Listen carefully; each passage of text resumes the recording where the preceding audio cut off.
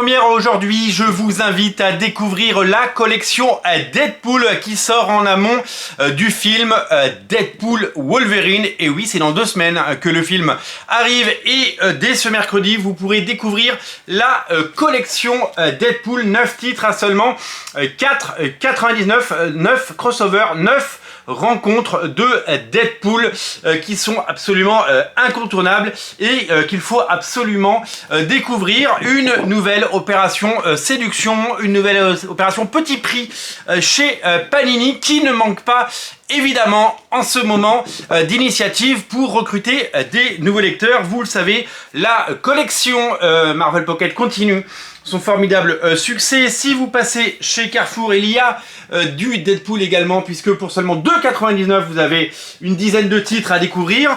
Et c'est une autre sélection que Panini a fait pour nous faire découvrir cet univers, ce personnage, et peut-être vous donner envie de lire des comics. Voici les 9 titres, nous allons les regarder ensemble, nous allons dérouler le contenu exceptionnel de cette collection. On va faire dans l'ordre avec comme point de départ, comme pitch si vous voulez, comme idée principale, l'idée de se faire rencontrer Deadpool et d'autres personnages. Depuis que Deadpool existe, il y a eu des séries régulières en pagaille, il y a eu des graphic novels, il y a eu des one-shots, il y a eu des histoires courtes et il y a eu des crossovers. Deadpool a rencontré à peu près tout le monde, que ce soit Wolverine. D'ailleurs, il y a un Deluxe qui sort, on en parlera très prochainement, que ce soit le Punisher, que ce soit les X-Men, que ce soit Thanos et bien d'autres personnes encore. Deadpool a croisé le fer et Marvel s'est amusé à faire des mini-séries. Mini-séries, c'est souvent une histoire en 4 parties, donc à peu près 80 pages, entre 80 et 90 pages de BD. C'est ce format que vous allez donc retrouver. Et ces histoires, d'abord sont assez fun pour la plupart du temps, sont des histoires courtes, des histoires autocontenues, des histoires complètes et des histoires qui permettent non seulement d'associer Deadpool avec un autre personnage, peut-être faire connaître l'autre personnage qui serait inconnu, ou peut-être faire connaître Deadpool à ceux qui ne le connaissent pas. C'est gagnant, gagnant, gagnant, et c'est toujours un succès. Et même si ces séries ne remportent pas au moment de leur sortie le plus grand succès de la Terre, puisque ce sont des séries qui peuvent se vendre peut-être aux États-Unis à plusieurs dizaines de milliers d'exemplaires, elles ne cessent d'être rééditées dans des TPB, en France dans des 100% et dans ces collections à bas prix. C'est le principe, c'est de pouvoir démocratiser le comics, le mettre entre les mains, le rendre disponible, parce que la distribution, vous le savez, c'est le nerf de la guerre, et bien entendu de proposer un maximum de contenu à un public grandissant, les millions de gens qui vont aller voir le film au cinéma. Si seulement quelques milliers de personnes s'orientent vers ces comics, ce sera un succès. Alors, vous l'avez compris, s'il s'agit d'histoires complètes. Là, par exemple, j'ai dans les mains Deadpool versus Absolute Carnage. Nous allons très rapidement faire un comparatif avec l'autre collection Pocket qui existe, puisque ce sont 2 collections très différentes. Ça, c'est vraiment une collection événementielle et qui reviendra certainement d'abord si le succès est là, et si 2 l'actualité s'y prête, si l'année prochaine, à l'occasion de la sortie des films Marvel en 2025, on risque d'avoir ce type de collection sur nos étals. Le format, en termes de taille, c'est exactement le même. On est sur le même format, on est sur la même taille. Ce qui change, c'est bien entendu le nombre de pages qui est proposé. Évidemment que c'est une opération promo, évidemment que c'est des petits prix, c'est un petit format.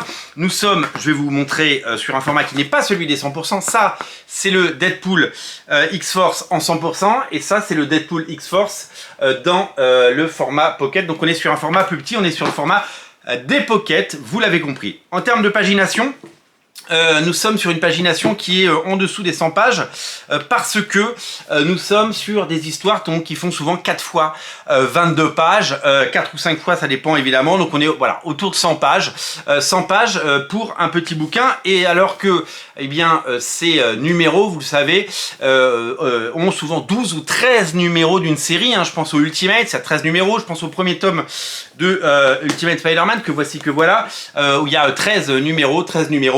13 fois 22, on est sur plus de 300 pages, voire 350 pages. On est sur des gros volumes. L'autre différence, c'est la qualité de papier. Vous le savez, là on est sur une qualité de papier mat, papier un peu buvard qui a tendance à bouffer les couleurs. Là, on est vraiment dans l'éclat du papier brillant, avec une qualité de papier et puis une qualité un grammage de papier assez intéressant, ce qui fait que les couleurs ne sont absolument pas abîmées. Donc ça fait super plaisir. Donc nous allons dérouler le contenu et les auteurs de ces mini-séries. Je dois vous avouer que parmi les 9 publications, la seule que j'avais en ma possession, c'était le Deadpool X-Force, qui est le 9e. On en parlera donc à la fin. La particularité, c'est qu'il est dessiné par le fantastique et incroyable Pepe Larraz, qui ne fait pas la couverture, donc vous ne pouvez pas forcément le voir. Mais Pepe Larraz, avant de faire les X-Men, avant de faire Big Game de Mark Millar, il a fait Deadpool X-Force. Et ça, c'est super cool. Alors, hop, on va prendre dans l'autre sens, parce que comme vous pouvez le voir, si vous mettez les 9 les uns à côté des autres, ça vous fait un petit Deadpool.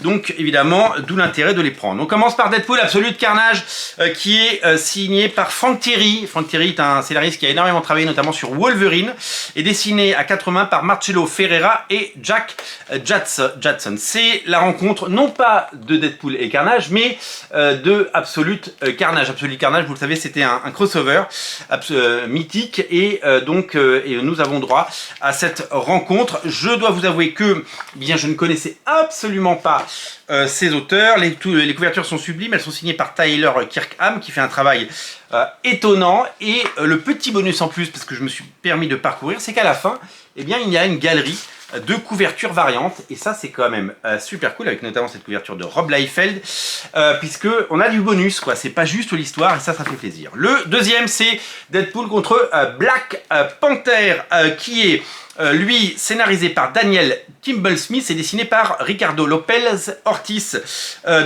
C'est le même tonneau, c'est-à-dire c'est la rencontre entre Deadpool et Black Panther dans un crossover à la fois délirant et plein d'action. Vous allez vous régaler, et pareil, à la fin, vous avez droit à toute une ribambelle de variantes cover. Le troisième tome, c'est Deadpool Carnage. Cette fois, c'est vraiment Carnage, hein. C'est pas tous les Carnages, hein. C'est pas une sorte de tie-in à l'univers Absolu Carnage. C'est scénarisé par l'excellent Cullen Bunn, qui est un scénariste qu'on aime beaucoup, et dessiné alors avec plein de dessinateurs. Kim Jacinto, qui est, vous savez, il avait fait des pages notamment dans le Mighty Thor d'Olivier Coipel, Mike Anderson et Salva Espin, qu'on voit absolument beaucoup. Donc 3 dessinateurs pour cette saga, pour je vous l'ai dit, un bouquin qui va vous plaire si vous aimez les deux personnages. Quelle bonne idée d'associer les deux.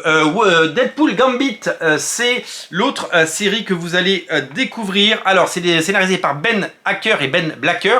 Je ne rigole pas, je ne fais pas de Blacker. C'est le nom de ces deux auteurs, vous les connaissez peut-être. Et c'est dessiné par Danilo Beirut. Alors, Danilo Beirut, on le connaît pas mal parce qu'on l'a vu beaucoup récemment. Et c'est un dessinateur qui est aujourd'hui tout à fait confirmé et qui donc nous régale dans ce Deadpool Gambit, qui évidemment devrait, j'imagine, vous séduire. La couverture, elle est signée par Larry Stroman, souvenez-vous, un dessinateur de X Factor et de Tribe chez Image. Et à la fin, c'est pareil, on a un petit peu moins couverture. Deadpool Hawkeye, dans un style qui va vous rappeler évidemment la série Hawkeye de Matt Fraction et David Hara. C'est scénarisé par l'excellent Jerry Duggan, qui est le scénariste des X-Men de la dernière période Krakoa, et dessiné à 4 mains par Matteo Lolli, que vous connaissez également, il a fait beaucoup de Deadpool, Matteo Lolli, et Jacopo Camani, un dessinateur italien. Certainement, et le style nous rappelle bien entendu, et le costume, ce qu'ont fait Matt Fraction et David Hara dans la série qui est disponible en Icons tant qu'il en reste, et peut-être un jour en omnibus. Deadpool Old Man Logan, vous le savez, Old Man Logan c'est la version futuriste de Wolverine, et donc ils se sont rencontrés. Graphiquement je trouve ça assez étonnant. C'est scénarisé par Declan Shalvey, qui est aussi scénariste que dessinateur. C'est lui qui a fait notamment des épisodes du Retour de Wolverine avec Steve McNiven, et c'est dessiné par Mike Anderson, qu'on a déjà vu sur un des premiers récits. Donc graphiquement c'est assez intéressant. Moi j'ai toujours eu du mal à lire des choses de Old Man Logan en dehors de ce qu'il a pu proposer, ce que Mark Millar et Steve McNiven ont pu proposer. Mais là, ça me dit bien, parce que graphiquement, ça me plaît. Le Punisher est de la partie, évidemment, dans ce récit qui est signé par Fred Van Land, un scénariste qu'on voyait plus trop chez Marvel, et qui donc revient sur le devant de la scène grâce à ce récit, et dessiné par Pere Perez, un dessinateur qu'on a vu un peu sur les X-Men et qui a pas mal bossé récemment chez Marvel. La rencontre incroyable du Punisher et de Deadpool. Il va y avoir des cartouches sur le sol et des impacts de balles. C'est tout ce que je peux vous dire. Regardez les couvertures à la fin, c'est super chouette. L'avant-dernier, c'est Deadpool contre Thanos, évidemment. Deadpool contre Thanos qui, lui, est signé par Tim Seeley. Tim Seeley qui est le scénariste de Nightwing, vous le savez, et le scénariste de la série Hack/Slash, hein. Vous savez que Zoé Sorogood a fait un Hack/Slash récemment, ça sera publié en fin d'année chez iComics, et c'est dessiné par Elmo Donbok, un dessinateur que je ne connaissais pas.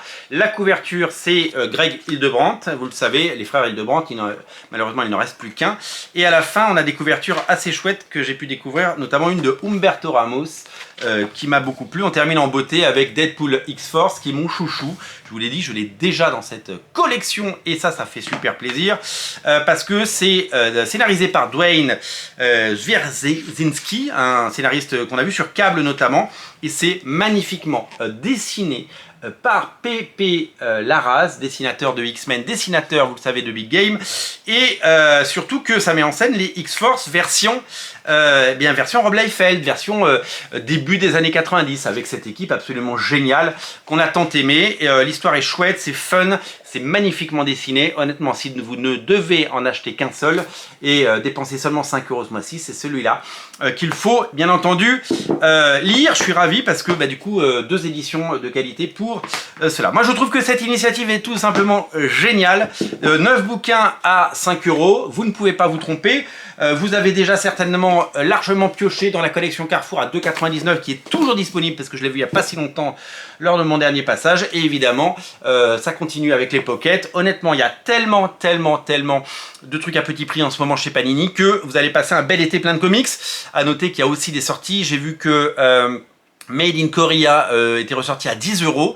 C'est un titre indépendant qui est publié par Panini, et que Family Tree de Jeff Lemire est ressorti lui à 15 balles. C'est un format de luxe qui devrait vous plaire. Donc il y a vraiment beaucoup de petits prix en ce moment chez Panini, et il ne faut pas se priver. Je tiens à remercier Panini qui m'a fait livrer ce matin même ces bouquins pour que je puisse vous les présenter en avant-première, parce qu'ils ne sortent que mercredi, donc vous aurez le plaisir de les découvrir mercredi.